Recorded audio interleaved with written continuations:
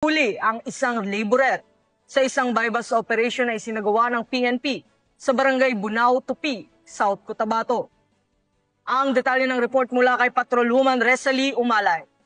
Arestado ang isang 45 anyos na laborer na si alias Sami sa isang bypass operation sa barangay Bunao noong Oktubre taong kasalukuyan, bandang alas 7:20 ng gabi. Isinagawa ang operasyon ng Tupi Municipal Police Station, katuwang ang iba pang unit ng pulisya at sa koordinasyon ng PDEA 12. Nahuli ang suspek sa aktong pagbebenta ng hinihinalang shabu sa isang pusher buyer. Nakuha sa kanya ang isang mark sachet ng hinihinalang shabu at syampang sachet sa loob ng plastic container at 500 bypass money.